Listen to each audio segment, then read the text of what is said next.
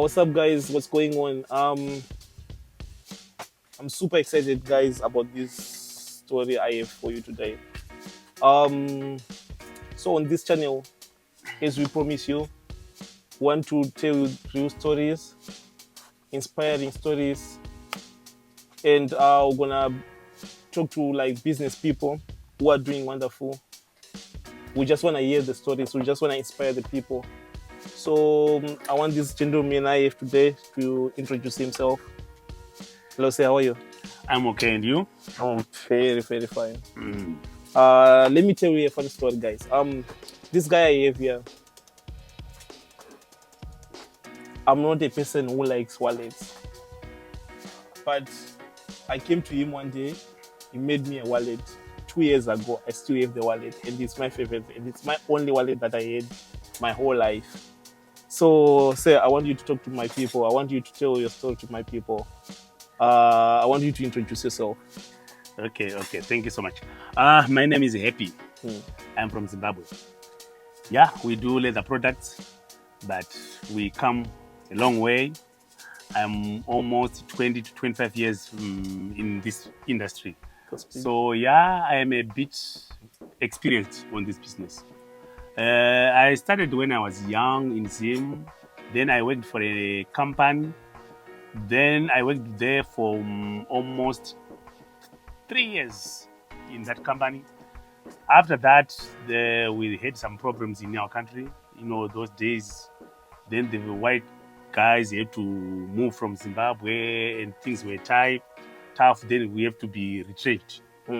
Then after that, that's when I started doing it at home, but By still yourself? by myself. That's when I started by myself. Although it was difficult since we were doing these products in ostrich leather and we were running out of ostrich materials. Then that's when I decided to come to South Africa. And when did you come to South Africa? It was 2008. 2008. Yes. Okay, funny. In 2008, I was grade 7. Okay. Yes. So when you came to Cape Town, did you come to Cape Town straight, or you were in another city before Cape Town, or you just came straight to Cape Town? No, it happened that there was one person we were staying together there in Zim. So that lady, she came here to South Africa. Then she said, no, brother, why can't you come to South Africa with your products? So she was here in Cape Town. Then I said, no, anyway, I came here just to try the market because I had a bag full of products. Because those days, you know, to sell products, it was very difficult. Because no one was buying the products. Exactly. So I had to bring it here to South Africa. When I came here, oh no, she welcomed me. Then he said, no, me, I'm going to work, but you have to, this is the Cape Town. She just pointed the Table Mountain. Then said, down there, that's where the town is. Yeah. So I had to take a train. And that was my first time to take a train. So I had to take a train from Crayfontein, where I was staying, where the sister of mine was staying. Then I had to take a train to Cape Town, knowing nothing, knowing no one. Nobody. Then I have to be there in town. I found guys who were selling things in the market. So the first market I saw there was Green Market. Green Market. So it's a popular market there. Then that's when I see guys, then they start buying my products. You know, these guys, when they see a new person, they act very fast. Yeah. So that no one should know that there is a person who is selling the product. Just not to cut you off. Which means also your products were good quality, because nobody want to buy bad quality stuff. Yes, like on that time, my products was good, to be honest. But I can realize now that no, they were not that good. So good. Yeah, because we have improved. We have improved a lot because of the machinery and the quality of the material. Everything has changed. So at least, that way, that's where it started. When I was in the street selling those things. So you were selling in the street, not... You didn't know anybody, so you just went in the street. I didn't know anybody. Only at that green market. On that market, that's where somebody started buying my products. Then some of the products which were left in my bag, then I had to go along Long Street. Long Street. I find another shop. Long Street, which is the biggest street where tourists come Yes. In Cape Town. Exactly. So along Long Street, there was another shop there. Then I entered that shop with my bag. Then that guy, he was very amazed when he see my product. Said, "Are you the one who did this thing?" Then I said, "Yes, I'm the one." Then he said, "No, you need all." All of the Then stuff. yes, then he paid me cash of 6,000 rent. So that was the last stop when because I had another money from Green Market. Then that guy, then he said no. He took me to the backyard. Then he said, "Look, I have got these machines. Can you do this job for me?" I said, "No, it's okay. I can." So to be honest, I never looked for the job. But I wanted to ask you also, when you came to Cape Town, like, did you work for anybody, or you started to do your thing by yourself that time, or you worked for somebody first before you worked? no. Like as I am saying, this happened when I was 2 days in Cape It Town. was so fast. So fast. 2 days in Cape Town where I was still selling. Another, I was thinking of going back to Zimbabwe because since I was selling, my mission was to come and sell, And go back to Zimbabwe. go back to Zimbabwe. But I couldn't resist when I got the job. But the guy said, "Here's the machines. Can you do the job?" As you know, when we are working, we just work with products and everything is in our head. So I just tell him now, you must buy this and that, all this equipment, which I wanted. Then he buy everything. Then the next day, I was employed with that guy. So from there, that's how it started. I started working for that guy, but I only worked for 6 months. 6 months. Yes. Okay, so that brings us to our next question. So when you worked for him for 6 months, were you satisfied working for him, or you had other plans in your head? To be honest, I was satisfied for that moment because I knew what I wanted. To be honest, because whenever you are working as like self-employed, to go and look for another job sometimes is very difficult. Yeah. You don't want to be too controlled. So I didn't want to be controlled every day, this and that, whatever. So I worked for him knowing that I had a mission. I wanted to buy my own machines. So when I was working with him, I would send money home for my family, but doing my job, raising some capital, I managed to buy the skins. I managed to buy the machines. So when I buy 2 machines, then I know that no, it's okay. It's okay I'm now. able to do my own things. And how did you tell him that you want to do your own things? Yeah, when you are working, sometimes the boss sometimes will relax. Yeah. You relax and you end up taking you for granted sometimes. And he thought maybe wanna be there for him. yes, I was nowhere to go, and that was the only job which I had. So it starts like he becomes sometimes a bit strict with me. Sometimes, when you are living from another out of town, like that place where I was staying, sometimes you could be late. Not you were late intentionally, but sometimes the trains there were some problems, but he would shout at me. Ne? Okay, So it pushed me to another level, saying that no. Why must I not do my own things? That's how it started. That's when I thought, no, I must do my own. That's how I started doing. Then when I told him, I had to tell him, like, boss, I don't think I would keep on coming here because I would rather do the job which I'm doing for you at home By then myself. By myself. Then you just pay me for labor, not for pay me monthly or whatever. But I think it's gonna be something which gonna be meaning that I'm not dumping you, but we're gonna work together, but in another way that I will be able to do the products at home.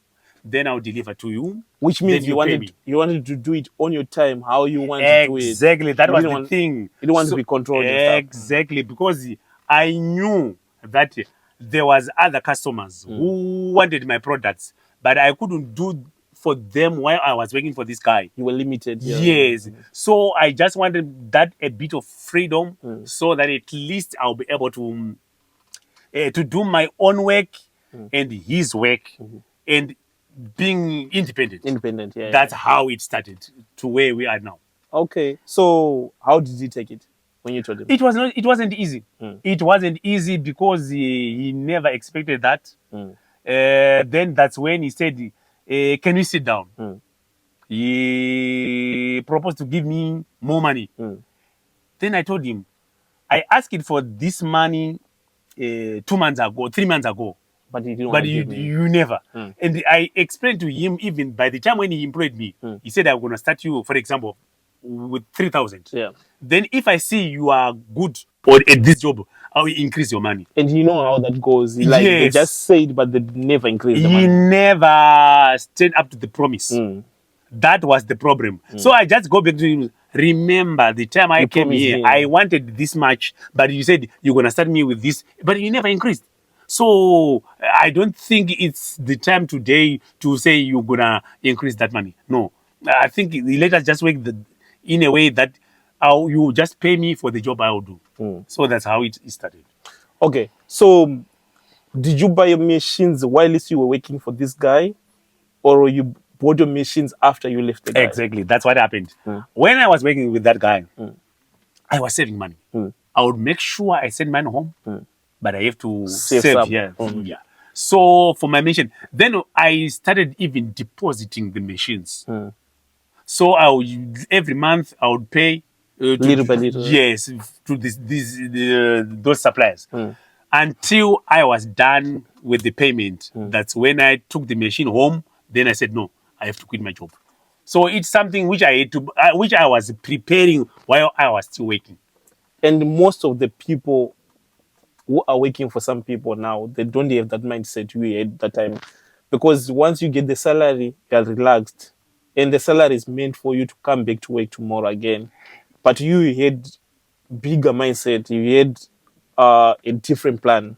Yes, that's the problem even we are facing, even us here at the workshop. Because you know what? When you are employing somebody who doesn't know this job, it's better that way. Rather than to employ somebody who knows Knows the everything. job, yeah. Because whenever he comes here, you work, but he's not going to take more than 2 years. You want to start his own thing, yeah. As us, we know each other, and you say, if I am doing it, why you can't do that? So mostly the guys whom I am working with, I train them. They come here knowing nothing. They are lucky that I'm training them, and until they know everything. So that's the thing. To anybody who have been in this industry who knows everything is very difficult. And by the way, You're not how gonna many, stay. how many people do you work with? So far, I've got only 5 people. Five Five people. guys, yes. So which means you take care of 5 families, Yes. which is good. So that brings me to my next question. I understand you're not from South Africa. Yes. You're Zimbabweans. Yes. What was the difficulties you faced before you opened your own company? Before I open, I can't say I had some difficulties because on that time I was relying on that salary. Then when I opened my business, that's where I started seeing some difficulties. Because, you know, in business, when you are still starting something, people, they take advantage of you. A lot. Knowing that you might be desperate. And for sure, there will be time when I will be desperate. And because you need money and you need to run the business. You need to pay for the rent, everything. So it becomes a big challenge. But as time goes on, the challenges become different. Different, yeah. The challenges which I was facing at first had to change. Now I'm in business full time. I'm known in this business. I'm a competitor to other people. And those people, they're now knowing me. And you make beautiful stuff, by the way. Exactly. If you see this bag, you would think it was made by someone, but it is you. Exactly. Exactly. And also, but I know you do like custom, like I can bring my own bag, then you can make me the same bag again. Exactly. That's what we do. You can bring your own style. We do exactly as it is. And when you're running a business, you face challenges. There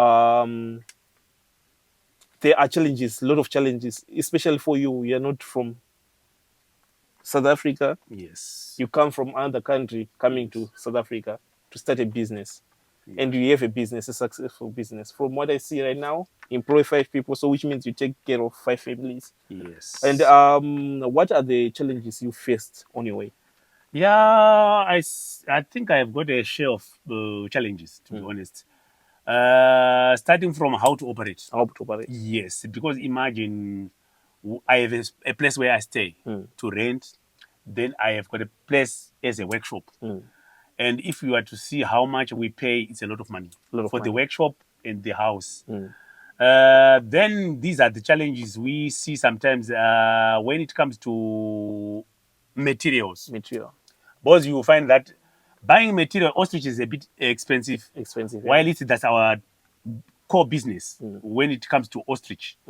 Then when we are buying ostrich, sometimes you get an order, a big order. Somebody needs something like 100 wallets. But on that time, you don't have that cash to make 100 wallets. Buy the material. It's very difficult. Otherwise, we were supposed to be somewhere in this business. But sometimes there will be a time where we work from hand to mouth because of those challenges. Because you get a big order, but sometimes you fail to supply that order at that moment because of the challenge we get. For instance, let me explain. For instance, if I was a South African, maybe, let me say like that. If I was a South African, it was easier for me to go to the bank and borrow money. Then I'll go and pay for the material. And another thing, if I was a local person, as I see where we buy the material, they'll go and get the material at credit. They don't pay anything. They'll pay they will service their bill every month end. Meaning that they get the material without paying a cent. But for me, I don't have that. You have to pay cash for everything. I have to pay cash for everything. And you don't have access to the loans from the banks. Exactly, that's the problem. So imagine I get an order of 100 wallets, and it's needed within a period of a week. I have to look for the money, cash, hard cash, to go and buy. So these are some of the challenges. And also the thing is, it's not like you're not registered. Your company is registered. Yes. You're paying your taxes and stuff. Yes. So what do you think it can be done to fix that problem? It's something we have to. I don't know. I know because it's like it's something within the banks, and I don't know how they operate. But we have tried it. It never worked. Imagine on that time of COVID time, yeah. Other people like South Africans or whoever, they were given some cash yeah. for that time. But for us, we never got something because you go there, you are a foreigner. But we are paying tax, we are doing everything we have to do to run this business in a way, in a proper way. So it's difficult. Even, let me tell you one thing, even to go and look for the market. For example, you go to a certain shop, big shop, good one, at a mall. You go there, they sell ostrich products. But the moment you go there, people, they will ignore you because they look at me, look at my face, how I look, my appearance. How you dressed. Yeah. How I dressed. Even if I dress, even in a suit, they will take you the other way because they don't believe that a person like me can be able to do this, to produce such quality. Sometimes maybe, I don't know, maybe it's because of my skin or I don't know on that one. But I am talking from experience. So for us to enter the big market right now, we had to enter through somebody with a lighter skin than me. So you mean you put someone in front of you, exactly. Then you be behind. Exactly. So, as you asked, these are some of the challenges you are facing. Yes, because the people, how they look at you. Until those big guys come to my workshop, that's when they realize that, oh, you are the one who is doing this. Yeah, man. I can see when there's they see the quality of the stuff you're yo producing. yes, and on that one, that was our breakthrough when we approached another big company, and we had to tell them we were doing this for this lady, this and this. Then from there, they called that lady. Then said, "Do you know the Happy?" That, yeah, I know him. Yeah, I know him. He's the one who's doing my wallets. Then that guy, that's when he started believing Believe on in you. us. Yeah. Until today, we are working today with that big shop. When you see our products in these big shops, you think maybe they're being done somewhere. But so what I'm trying to say is like it's a challenge for us to penetrate The market. the market where we are supposed to be. Then another challenge, as I was explaining, when it comes to cash flow, you know, there are some machines which we need, but Which are expensive machines. which are very expensive, and sometimes there is a time where we work from hand to mouth when things are tough. So we need those big machines, but we cannot be able to buy. We can't be able to buy right now. So we are using what we have, but it's working for us. But it's slow. Sometimes it's a bit slower. So these are some of those things, challenges we are facing, which we need to maybe to rectify or to solve those problems in future. But that's where we are. Okay, so I understand your products are like real leather because I can Yes. see this is the ostrich leather, Exactly. and this is a zebra skin, Yes. and this is what is this? Ostrich. This one is ostrich. All these ones are ostrich. But mostly we do ostrich, zebra, and crocodile. As you see, this one is we call it ostrich leg. Oh, there's an ostrich leg. Yes, ostrich leg. I didn't know that ostrich. Yeah, ostrich That's a leg. leather on We the- call it a shin or ostrich leg. Then yeah. So when we are doing this thing, we work to the last offcut. This is the Crocodile. Crocodile. But the This way one, the wallet that I have is a crocodile. okay, wallet, okay. yeah. Yes, this one we call it crocodile belly. Or this side of the Which is I heard somewhere that the belly is more expensive. exactly. Yeah. It comes with a price. Then this one, this is a belt, ne? As you can see, this is a belt. This one, this is the honey, the back. The back of the one. Yes, the honey. So even our belts, they come in different. Some they are belly, some we use the honey. So where do you buy your material? There is a what we call the croc farm in Pau, just outside Cape Town. Cape Town, yeah. That's where we go there. We buy our materials. But the ostrich, it's somewhere there in Crane Karoo.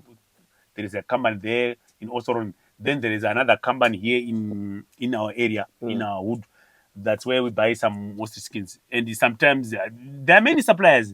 As far as even in PE, there is another company the way we buy our materials. Okay, so and also like when you're running a business like this, I understand you've been in the game for like 20, 30 years now. Yeah, 20, 30 years. Just for inspiration, where do you see yourself in 5 years? In 5 years, if things goes according to my plans, we need to grow to be I need to grow bigger. And as I told you, most of our products are being bought by the tourists. And even where we supply these products, they sell overseas. Meaning that it's better and it's easier one day if I have to sell overseas direct By yourself, by without the myself. middleman. Yes, we don't need a middleman. So it's a matter of time.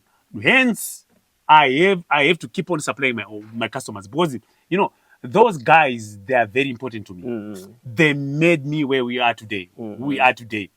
Especially the guys, the small, I deal with the smallest guy, even the pedestrian or any guy in the street. You can just walk in. Yes, we don't say we're not that selective. We just say come, first come, first serve. Whoever comes here, even if he brings the material, I will say, no, it's okay. Wait, next week, now we have to create a space for you. I'll do them. Because most of the people, some they've got their own material. So we just charge them for CMT, labor only.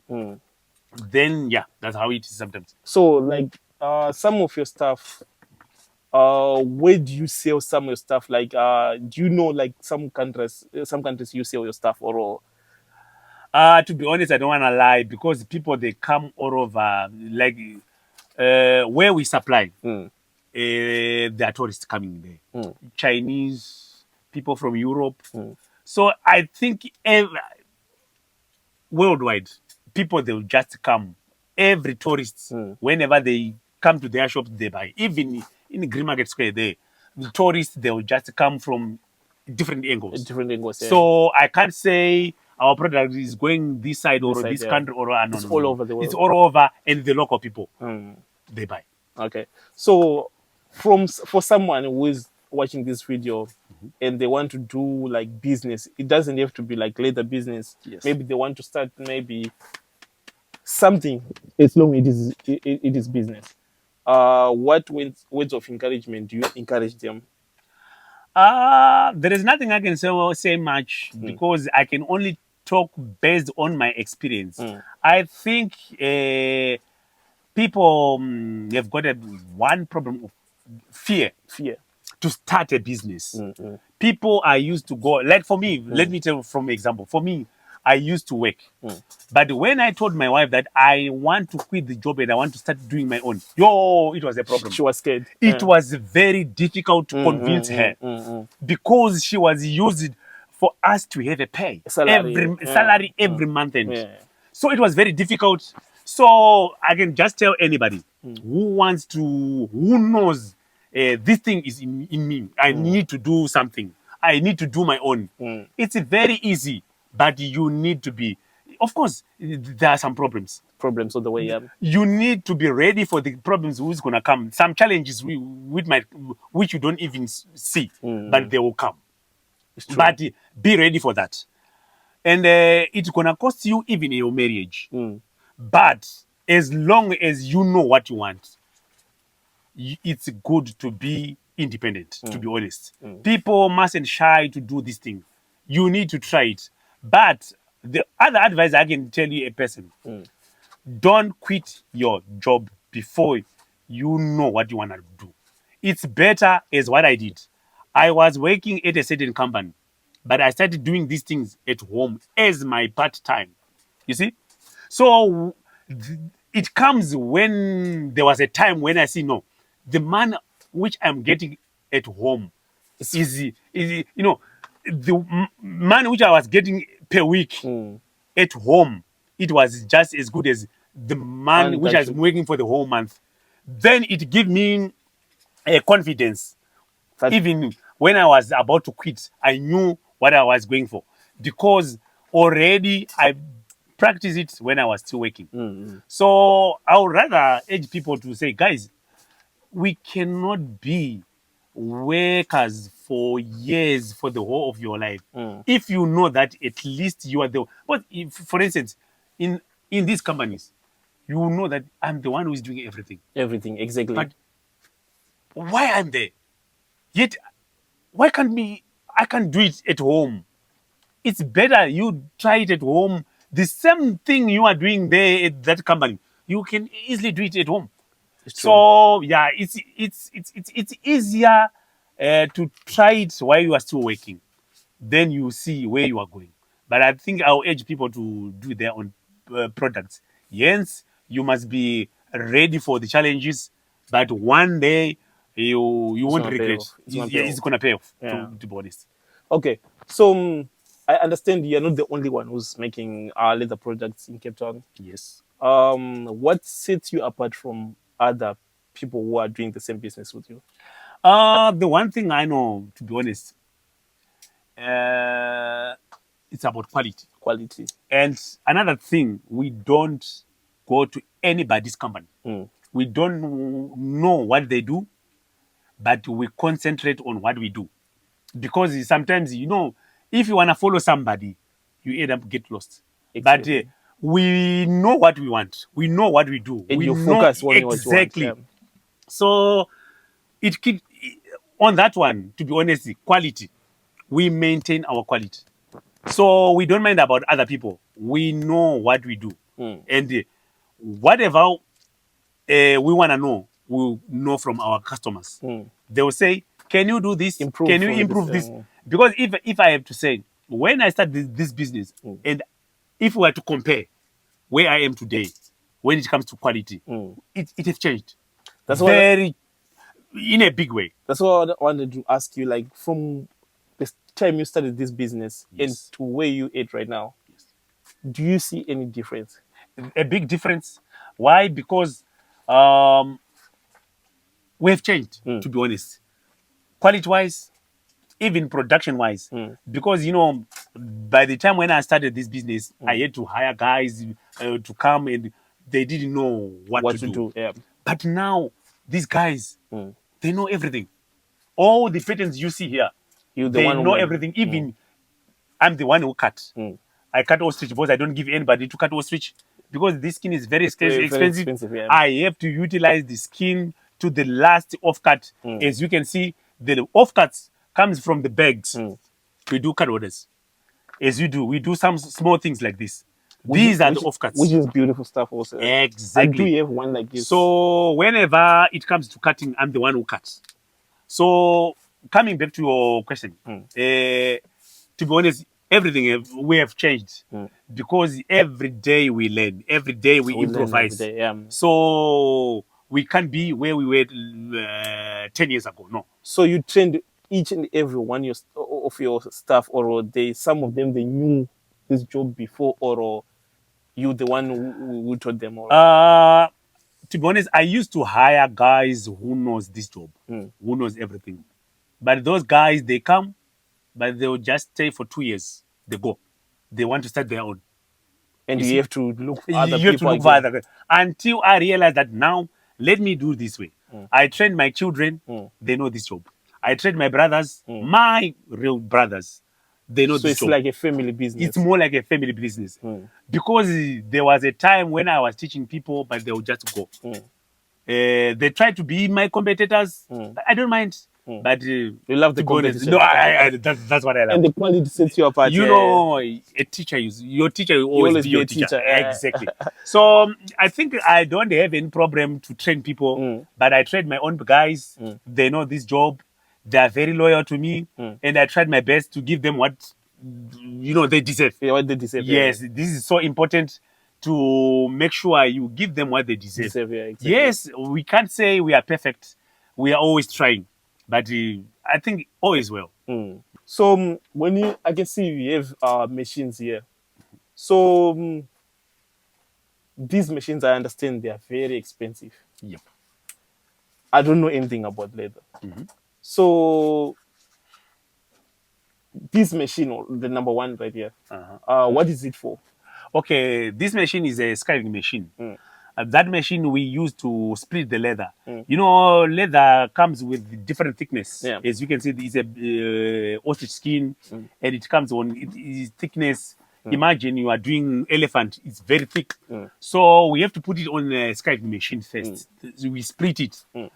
So this carving machine is working well. Everything is okay, but it doesn't do what we are expecting it to be because you see, this machine, we are supposed to have what we call splitting machine. The splitting machine will take a big panel.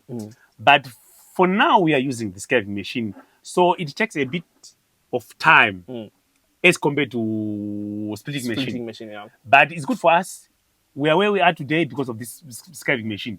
Then the next one you can see there, we call it a walking machine, walking foot, industrial one. So this one, it does wonders. Since I bought it, I never have any problem with this machine. Only the thing we changed there is what we call hook. Yes, only that thing. But everything, to be honest, perfect. And then the other one, we call it a cylinder arm machine. This one we used for finishing. The one next to arm machine, we call it a flatbed. This one is stitch everything. But for a bag like this, when it needs finishing here, what we call top stitch, you cannot put on a flatbed. So we have to use that cylinder arm machine only for finishing. Finishing only. Yeah, but it's a good machine. That one can stitch. I'm telling you. So all these machines, did you have training to use them, or the fun part of it, you were using them before? The company where I started this business, I was in Zimbabwe. Then that company was a big company, and I was employed there, I knew nothing. Nothing. So I had to learn fast. I don't know how I did it, but I was a fast learner. Then, on big companies, sometimes you don't, everybody have to specialize. So for me, I was on the tables, meaning that we were the assemblers. We were just assembling. Then there will be assemblers. There will be a guy sitting on the scribing machine from morning until. There will be a cutter. There will be, everybody have to do his job. So a cutter sometimes doesn't even know how to assemble a bag.